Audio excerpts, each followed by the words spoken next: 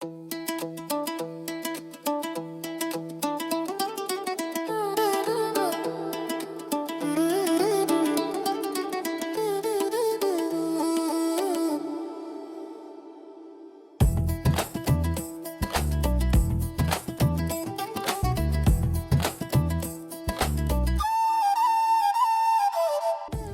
کی طرح اس دفعہ بھی طارق عظیم موہانہ صاحب نے پرتپاک استقبال کیا ملتان میں، اور اس کے بعد ہم ابراہیم آٹو پر گئے جہاں پر چائے اور بسکٹ کے ساتھ تواضع کی گئی، اور باقی ساتھیوں نے اپنی بائکس کو چیک کروایا۔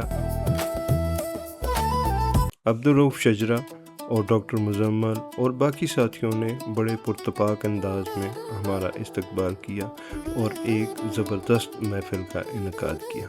اس کے بعد انصاری صاحب کے بنائے گئے مرغ پلاؤ سے ہماری تواضع کی گئی اور ہم اپنے ہوٹل کی طرف روانہ ہو گئے۔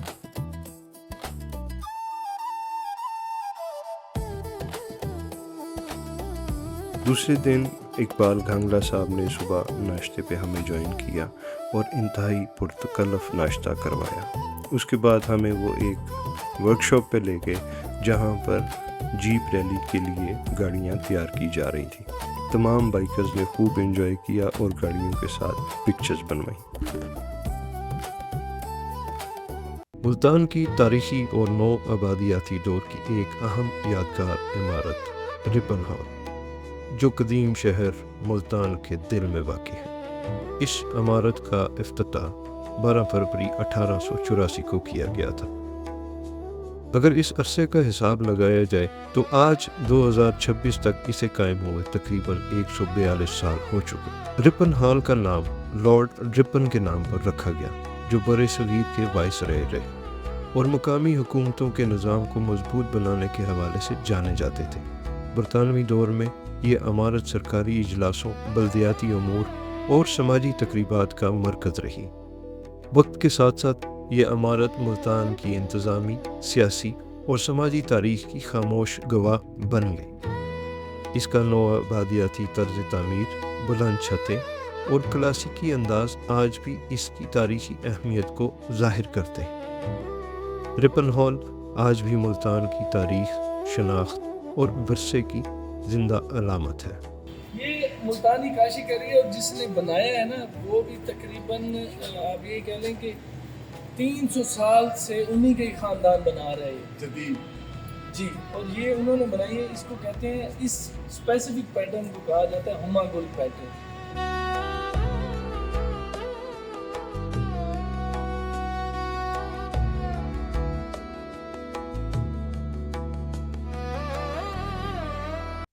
رپن ہال ملتان کا خاموش مگر خوفناک سائرن۔ کیا آپ یقین کریں گے کہ رپن ہال ملتان میں نصب یہ پرانا آلہ کبھی پورے ملتان کو ہلا کر رکھ دیتا تھا۔ یہ کوئی عام مشین نہیں، یہ ہے ایک الیکٹرو میکینیکل سائرن، ایک ایسا سائرن جس کی آواز میلوں دور تک سنی جا سکتی تھی۔ سوچئے، آج سے تقریباً 140 سال پہلے جب نہ موبائل تھے، نہ ٹی وی، نہ سوشل میڈیا، تب یہی سائرن تھا جو شہر کو خبردار کرتا تھا۔ صبح کے آغاز کا اعلان، کسی ہنگامی صورتحال کی وارننگ یا کسی بڑے خطرے کا اشارہ۔ جیسے ہی یہ سائرن بجتا پورا شہر چونک جاتا، بازار رک جاتے اور لوگ سمجھتے کہ کچھ غیر معمولی ہونے والا ہے۔ اس کے اندر موجود طاقتور موٹر اور گھومتا ہوا روٹر ہوا کو اس انداز سے کاٹتا تھا کہ ایک خوفناک مگر واضح آواز پیدا ہوتی تھی، ایک ایسی آواز جو صرف سنی نہیں جاتی تھی بلکہ محسوس بھی کی جاتی تھی۔ آج یہ سائرن خاموش ہے، مگر یہ خاموشی اپنے اندر ایک پوری تاریخ سمیٹے ہوئے ہے۔ یہ صرف ایک مشین نہیں، یہ اس دور کی نشانی ہے جب ایک آواز ہی پورے شہر کی زبان ہوا کرتی تھی۔ اور آج یہ سائرن رپن ہال کی بلندی پر کھڑا ملتان کی صدیوں پرانی کہانی کا خاموش گواہ ہے۔ کیا آپ چاہتے ہیں کہ یہ سائرن ایک بار پھر بجے، یا یہ ہمیشہ کے لیے ایک خاموش راز ہی رہے گا؟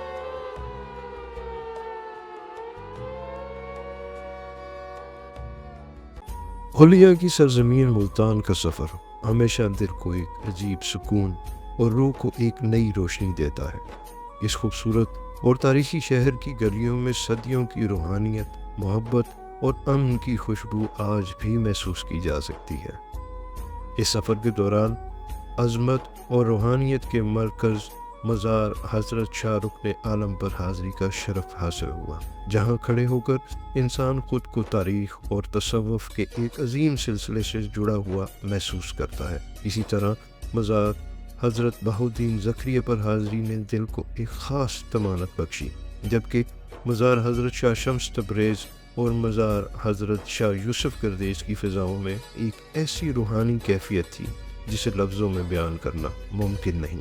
ملتان صرف ایک شہر نہیں بلکہ یہ محبت، امن، صبر اور روحانیت کی ایک زندہ داستان ہے۔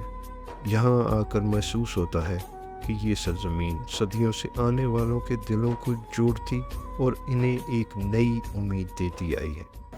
نماز کو، اذان کو، رسول کے بیان کو، نماز کو، اذان کو، رسول کے بیان کو، کیا ہے جس نے معتبر حسین ہی حسین ہے۔ اس وقت ہم ملتان میں موجود ہیں اور ایک بہت ہی خاص اور تاریخی مقام پر، دربار سید یوسف گردیز، جسے عام طور پر شاہ گردیز کہا جاتا ہے، اور جیسے ہی آپ اس جگہ میں داخل ہوتے ہیں دل خود بخود ایک عجیب سا سکون محسوس کرتا ہے۔ یہ سانپ بھی ہے اور وہ شیر، یہ شیر ہے، وہ شیر پہ جب سوار ہو کر آئے تھے نا تو انہوں نے سانپ کو نا چابک چابک بنایا تھا سانپ کو، یہ سانپ ہے وہ شیر ہے، اس کا سر جو بنایا ہوا ہے نا، تو یہ حضرت شاہ یوسف گردیز جب گردیز سے آئے تھے تو یہ شیر پہ سواری کر کے آئے تھے نا، تو سانپ کو بطور چابک استعمال کرتے تھے۔ یہ جو ہے یہ چھوٹا اسپاٹ یہ اور اس سے اگلا شیر کا، وہ شیر کا نشان بنا ہوا ہے جی۔ تو اندر قبر مبارک میں ان کا وہ بھی ہے، مطلب وہ جب وفات پا گئے نا تو کسی مریض سے ملنا ہوتا تھا تو وہ ہاتھ باہر نکال کے اس سے صافہ بھی کرتے تھے، تو پھر ان کو کچھ عرصے بعد ان کو منع کیا گیا کہ آپ یہ کام نہ کریں، تو پھر وہ وہاں پہ اب شیشہ لگا دی اس جگہ کو، سوراخ ابھی بھی ہے۔ اچھا ہاں آئے میں آپ کو اندر سے جاتے ہیں۔ یہ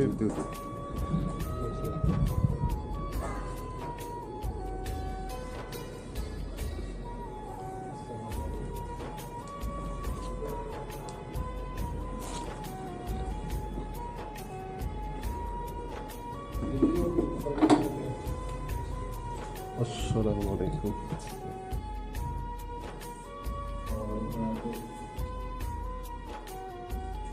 یہ دیکھیں یہ شیشہ یہ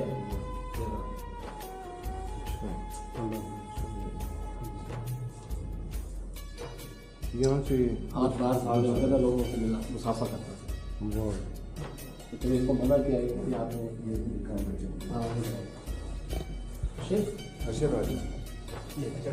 یہ ابھی تک سوراخ ہے، تو اس کو شیشے سے بند کیا گیا ہے۔ یہاں سے ہاتھ میں لاتے تھے قبر کے اندر سے۔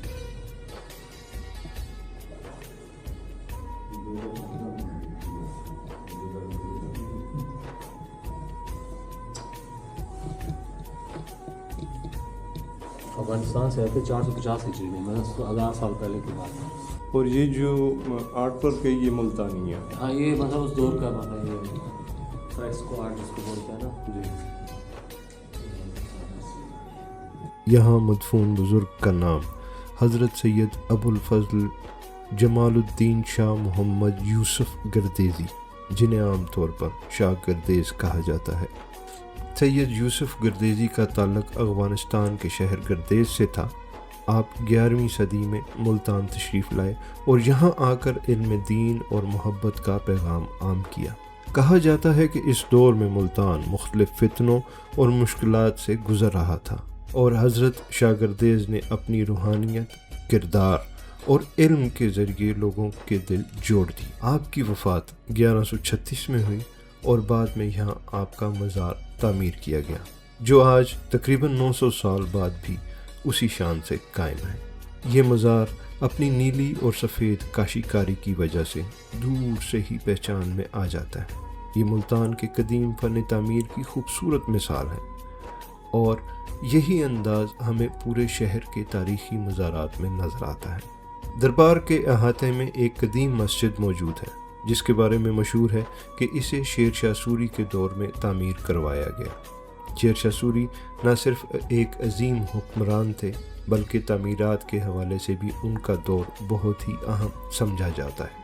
یہ مسجد آج بھی عبادت کے لیے استعمال ہوتی ہے اور اس کی سادگی اپنی مثال آپ ہے۔ یہ تھوڑا سا اس امام بارگاہ کے بارے میں بتائیں جی، یہ کتنی پرانی ہے؟